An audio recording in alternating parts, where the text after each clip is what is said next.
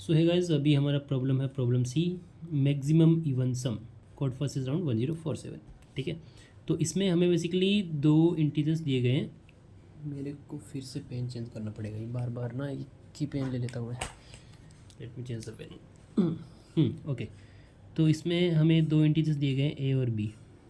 Okay, हमें क्या करना है, बी का कोई भी डिवीज़र के फाइंड करना है। ओके, और उसको ए से मल्टीप्लाई करना है, ए मल्टीप्लाई बाई के, और बी से डिवाइड करना है। ठीक है, अभी ऐसा करने से ए की कोई फाइनल वैल्यू आएगी ए डैश, और बी की कोई फाइनल वैल्यू आएगी बी डैश। ठीक है, और फिर इन दोनों का सम इवन होना चाहिए, इवन होना चाहिए। ठीक है, और उसको हमें मैक्सिमाइज़ करना है। हम कितना मैक्सिमाइज़ कर सकते हैं, एग्जांपल से समझते हैं। ए इक्वल टू 6 है और बी इक्वल्स टू 12 है, 12 है, बी इक्वल टू 12। ठीक है, अब बी के डिवीज़र कौन कौन से हैं, 1 2 3 4 6 और 12। तो के की वैल्यू इनमें से कुछ भी लेना है। अगर के की वैल्यू 1 लेते हैं तो ए को 1 से मल्टीप्लाई करना है और बी को इससे डिवाइड करना है, तो वही रहेगा।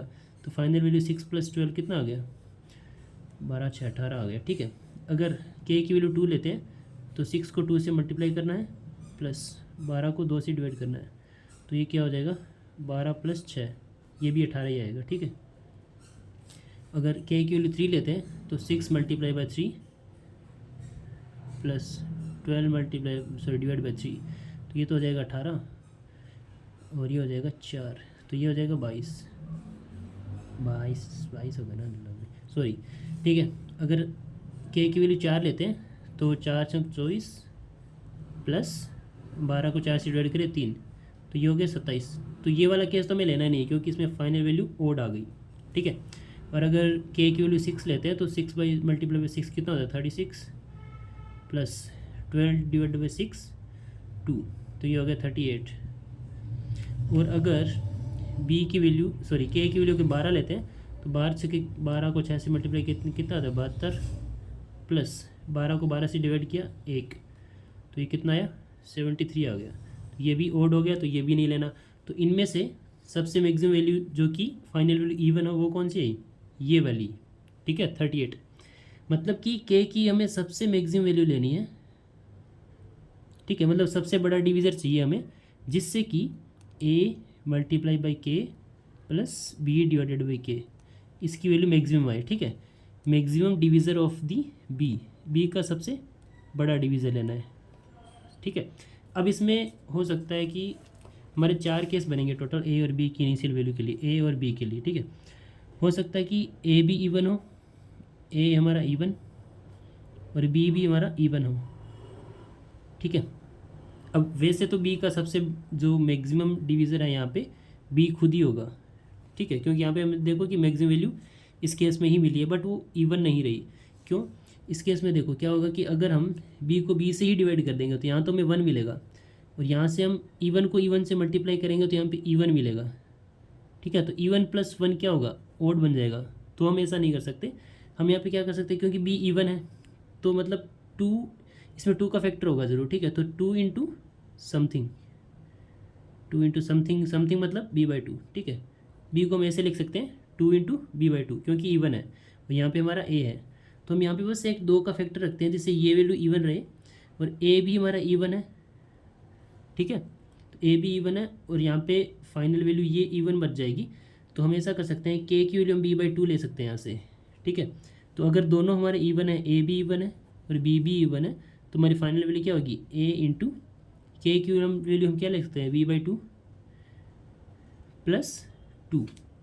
ठीक है, तो बेसिकली बी को हमने b × b/2 लिख दिया, तो ये हो गया 2 × के।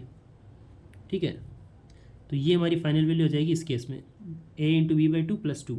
ठीक है, एक बस 2 का फैक्टर हमने यहाँ पे रख दिया। अगर a हमारा इवन है और b हमारा ओड है, ये दूसरा केस है। ठीक है, अब देखो b में से हम कुछ भी निकाल लें। ठीक है, इसमें दो का फैक्टर तो मिलेगा नहीं। ठीक है, इसमें से हम मान लो x × y ऐसा करके कुछ है, b ओड वैल्यू है। ठीक है, तो इसमें से हमने मान लो y निकाला, तो y को a से मल्टीप्लाई करना है तो a multiply by Y plus b से डिवाइड करना है तो x इंटू वाई था b हमारा, डिवाइड बाई वाई करेंगे तो ये ऐसा करके कुछ। अब x भी ओड ही होगा, ठीक है, x भी ओड है और y भी ओड है, क्योंकि ओड ओड को ओड से मल्टीप्लाई करने पर ही ओड आ सकता है। तो यहाँ पे हमारा फाइनल क्या बनेगा, a into Y plus X, क्योंकि x हमारा ओड है और a हमारा का क्या था, इवन था। इवन को ओड से मल्टीप्लाई करने पर ये हमारा इवन बनेगा, इवन प्लस ओड, तो ये वैल्यू हमेशा ओड आएगी। तो अगर a इवन है और b ओड है तो उस केस में हमें -1 प्रिंट करना है, ठीक है। दो केस कवर कर लिए, एक ये केस हो गया और एक दोनों इवन वाला हो गया। ओके, अब चलते हैं, ए इवन वाले दोनों केस हो गए। अब तीसरा केस होगा कि ए हमारा ओड है, ए हमारा ओड है और बी भी हमारा ओड है, ठीक है। अब देखो दोनों ओड है, ओके। तो हमें पता है कि ओड को ओड से मल्टीप्लाई करने पर क्या होता है, ओड ही मिलेगा, राइट। तो यहाँ पे हमने देखा था कि सबसे बड़ा डिवीज़र बी का अगर हम बी ही लें तब हमें मैक्सिमम वैल्यू मिलती है, ओके। तो हम क्या कर सकते हैं, ए हमारा ओड है तो बी को हम बी से ही डिवाइड करेंगे, ठीक है। के की वैल्यू हम यहाँ पे क्या लेंगे, के की वैल्यू हम बी लेंगे, तो हमारी फाइनल वैल्यू क्या आ जाएगी, ए इंटू बी प्लस 1। अब क्योंकि ए भी ओड है और बी भी ओड है तो इन दोनों का मल्टीप्लिकेशन भी क्या आएगा, ओड आएगा। ओड प्लस 1 क्या हो जाएगा, हमारा इवन हो जाएगा, ठीक है। तो ए को हमने बी से मल्टीप्लाई कर दिया और बी को बी से डिवाइड किया तो हमें 1 मिल गया, तो ये हमारी फाइनल मैक्सिमम वैल्यू आ सकती है, ठीक है।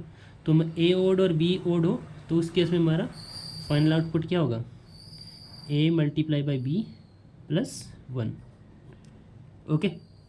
अब एक फाइनल केस बच गया कि ए हमारा ओड हो और बी हमारा इवन हो, ठीक है। अब क्योंकि बी हमारा इवन है तो इसमें 2 का फैक्टर होगा, ठीक है। सो फैक्टर ऑफ 2 होगा ज़रूर, फैक्टर ऑफ 2 इसके अंदर होगा। तो इन दोनों का सम अगर इवन बनाना है तो हम इसको भी इवन बनाएं,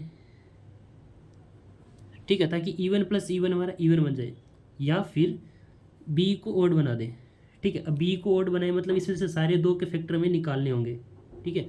और अगर इसमें से हम सारे 2 के फैक्टर निकाल दिए और ये ओड बन गया तो उन यहाँ से जो वैल्यू निकालेंगे उसको ए से मल्टीप्लाई करना पड़ेगा ना। तो अगर यहाँ से हमने कुछ निकाला जिसमें सारे इसमें से 2 के फैक्टर निकल गए उसको के बोलेंगे, तो अगर के को हम ए से मल्टीप्लाई करेंगे तो वो इसको इवन बना देगा क्योंकि इसमें 2 का फैक्टर है, तो फिर से इवन प्लस ओड हमारा ओड मिल जाएगा, ठीक है। तो हम ऐसा नहीं कर सकते कि इसमें से सारे 2 के फैक्टर निकालें, मतलब बी को हमें ओड नहीं बनाना, हमें ए को ही इवन बनाना है कैसे भी करके। तो इसमें हम 2 का एक हम 2 का फैक्टर रख लेंगे, ठीक है, और बाकी जितना भी वैल्यू बचेगी उसको निकाल के ए से मल्टीप्लाई करेंगे। बताता हूँ कैसे, कि ए हमारा ओड है और बी हमारा इवन है, ठीक है। तो बी को हम 2 मल्टीप्लाई बाई बी बाई 2 ऐसा रखेंगे और ये हमारा ए है, ओके। तो अब हो सकता है कि जो बी है हमारा उसके अंदर 2 का एक ही फैक्टर हो, मतलब जैसे कि 20 हो बी की वैल्यू, ठीक है। अगर बी की वैल्यू 20 है तो इसको हम 20 तो कैसे, क्या यार, मान लो 30 है, ठीक है। तो ये 2 इंटू 15 बनेगा, ओके। और ए की वैल्यू हमारी ओड है, मान लो 7 है, ठीक है। अब इसके अंदर 2 का एक ही फैक्टर है तो हमने 2 यहाँ पे रखा, के की वैल्यू 15 लेंगे तो 7 मल्टीप्लाई 15 प्लस ये बी है, बी डिवाइडेड बाई 15, तो 15 से 15 गया, तो ये फाइनल वैल्यू क्या आएगी, ओड आएगी, इवन नहीं आएगी। तो मतलब बी के अंदर 2 के एक से ज़्यादा फैक्टर होने चाहिए इस केस में, ठीक है। किस केस में, जब ए ओड है और बी इवन है तब बी के अंदर मोर देन, मतलब 2 से ज़्यादा फैक्टर होने चाहिए 2 के, ये बोल रहा हूँ मैं, ओके। तो ये हम कैसे वेरीफाई कर लेंगे, हम ये ऐसे वेरीफाई कर लेंगे कि if A multiply by B divided by 2 प्लस 2, अगर ये इवन बन रहा है, ठीक है, तब हमारी यही फाइनल आउटपुट आएगा, अदरवाइज -1 आएगा, ठीक है।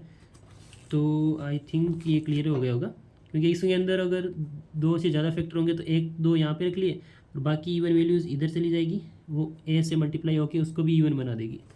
तो हम चारों केसों को एक बार दोबारा से समराइज़ कर देता हूँ मैं। इवन इवन दोनों इवन है, ठीक है। यहाँ पे ए और बी, ए भी इवन है, बी भी इवन है। तो इस केस में हमारा क्या आउटपुट आएगा, हम 1 2 का फैक्टर यहाँ पे रख लेंगे और बाकी हम ए से मल्टीप्लाई कर देंगे। ये हमारा फाइनल आउटपुट होगा, ठीक है, ताकि इवन प्लस इवन हमारा इवन ही रहे, ठीक है। ये इवन इवन वाला केस हो गया। अगर ए की वैल्यू इवन है और बी की वैल्यू ओड है, तो उस केस में हमने देखा था कि हमेशा -1 ही आएगा, ठीक है। तो इस केस में आउटपुट आएगा -1। क्यों आएगा, क्योंकि इवन को हम किसी भी वैल्यू से यहाँ से निकाल के किसी वैल्यू से मल्टीप्लाई करेंगे वो इवन ही रहेगा, और यहाँ से हम कुछ भी निकालेंगे तो पीछे ओड ही बचेगा, तो ओड प्लस इवन हमेशा ओड बनेगा, इसलिए यहाँ पे -1 आएगा। फिर हमने तीसरा केस देखा था कि दोनों की वैल्यू ओड हो, ये भी ओड हो और ये भी ओड हो, तो इस केस में हम पूरा बी निकाल के ए से मल्टीप्लाई कर देंगे। तो पूरा बी निकाल के ए से मल्टीप्लाई कर दिया ताकि हम इस सम को मैक्सिमाइज कर सकें, और यहाँ पे ये ओड इंटू ओड ओड बनेगा, ओड प्लस 1 इवन हो जाएगा, ठीक है। और चौथा केस था हमारा ए की वैल्यू ओड और बी की वैल्यू इवन। तो इस केस में हमने देखा था कि इसके अंदर बी के अंदर 2 के 2 से ज़्यादा फैक्टर होने चाहिए, ठीक है। तो इसमें तो हमें चेक करना पड़ेगा कि if A into B by 2 प्लस 2 ये इवन है, तब हम वही वैल्यू प्रिंट कर देंगे। अगर ये इवन है तब तो यही प्रिंट कर देंगे, अदरवाइज़ हम क्या कर देंगे, -1, ठीक है। अब क्योंकि ये तो इवन है पता है, अब ये इवन आना चाहिए क्योंकि ए तो हमारा क्या है, ओड है, और बी बाई 2 हमारा, और मतलब हमें ये से नहीं चेक करना बी बाई 2, क्योंकि ये हो सकता है कि बी की वैल्यू 5 हो, 5/2 करने से वो हमें 2.5 देगा, बट यहाँ पे फ्लोर वैल्यू लेता है तो वो 2 रहेगा। तो हमें बस ये चेक करना है कि बी बाई 2 हमारा इवन होगा कि नहीं होगा। हाँ ठीक है, कोई नहीं, हम यहाँ से इसमें से चेक कर लेंगे कि बी हमारा उससे 4 से डिविजिबल होना चाहिए, ठीक है।